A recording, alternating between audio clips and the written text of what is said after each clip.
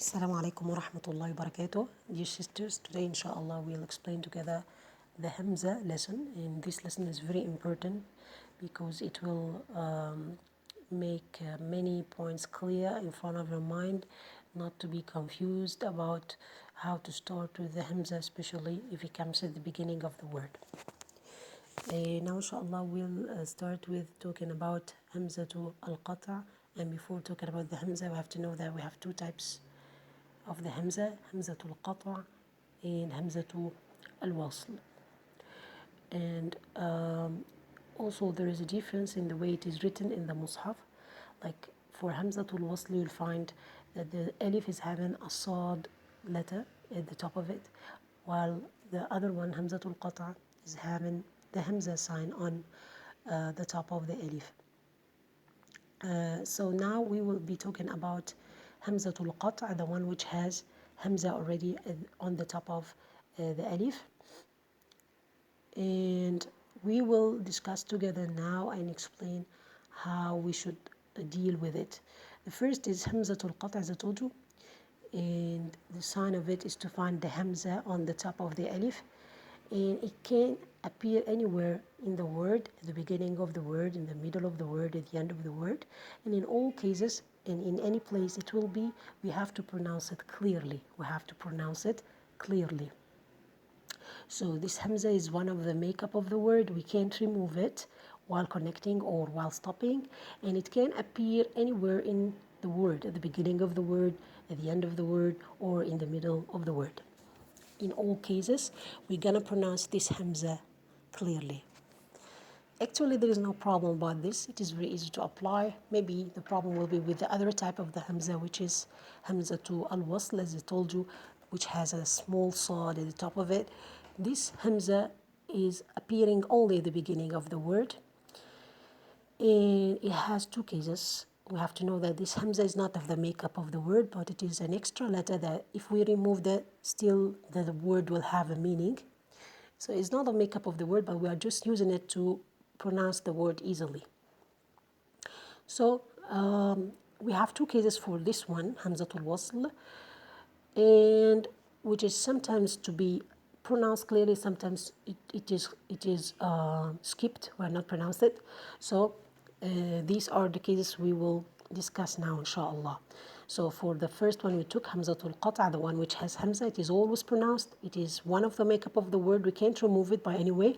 But for hamzatul wasl, no, we can remove it, and it is sometimes disappearing, sometimes pronounced, depending on its place, and it only appears only at the beginning of the word. It appears only at the beginning of the word, so you can't find it in the middle of the word, and it's not of the makeup of the word.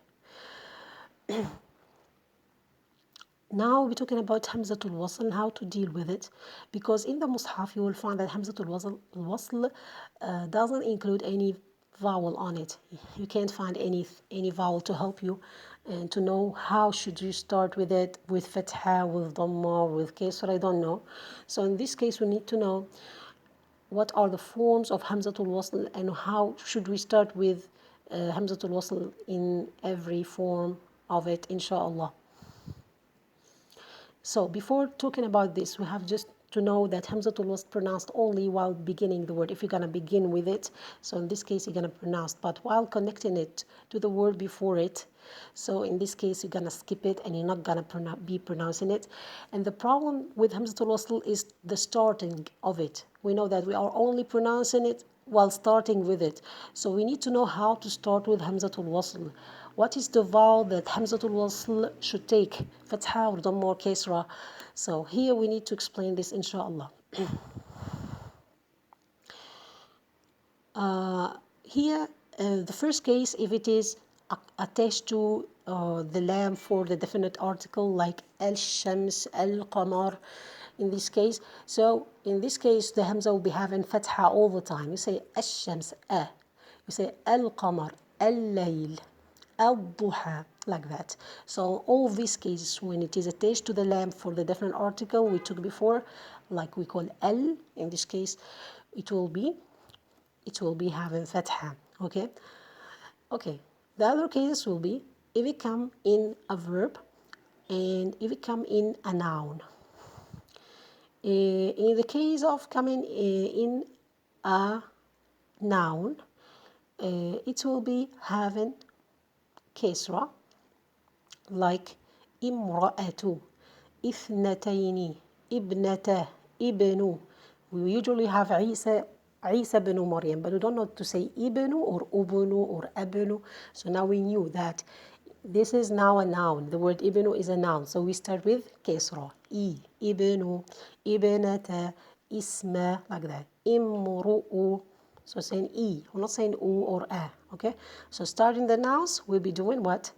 We'll be adding we will be adding kesra. And in order to distinguish between the verb and the noun, in order to know that what you are pronouncing is a noun, so we know that the noun is not showing a period of time. It doesn't show the past or the future or the present, okay? While the verb is showing the period of time, okay? So with all the nouns, we'll be doing kesra. While with the verbs, here it comes maybe the confusion. With the verbs, we have two cases.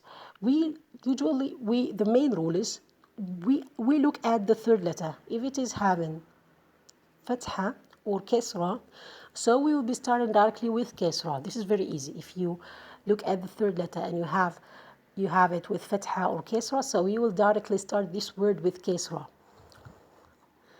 I want to give you an example for that. An example here, for example, the word isbir. Isbir. We have it. The third letter back got kesra. So how should we start? Should start e, not u or a, not asbir or usbur. We say e because the third letter is already having kesra. If the third letter is having fatha, like ittakhadu, so the kha is having fatha, so we start also with kesra. E ittakhadu. So if the third letter is having fatha or kesra, so hamzatul wasl will be started with kesra.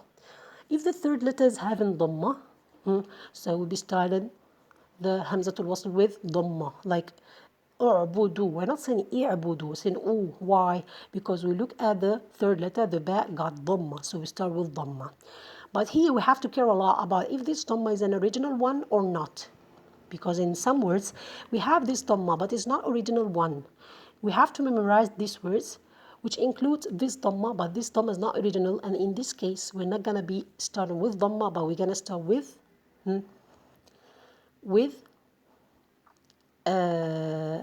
kesra. Like he using iqdu. This dot wasn't originally dhamma, wasn't originally having dhamma. And if you return back to the original word, it will be yaqdi. So this dot is not, this dhamma on the dot is not original. So that's why we're not saying u uqdu, but we're saying iqdu, e. Okay? So we have to make sure if this dhamma, the third letter, is an original dhamma or not. And this is by referring to the words which are having this non-original dhamma. We have to memorize them. Uqudu, not uqudu, saying iqudu. Imshu, ibnu, imdu, itu. 5 words. If you know these words and you pass by them, you should not apply the rule that to add dhamma because the third letter having dhamma, because this dhamma is not original. So you need to know these words, and if it is any other word except these words, so you'll be doing dhamma at the beginning. Okay, so their dhamma will be original, and you'll be adding dhamma to the first hamzatul wasl. That's the first part of the lesson, how you deal with hamzatul wasl at the beginning of the word. Inshallah, next time we'll be talking about some cases, some words, and also what should we do when we have to meet or to have the two hamzatul wasl and hamzatul qat'a in the same word. How should we deal with that, inshallah, the next or the second part of this lesson, inshallah. Jazakumullah khair.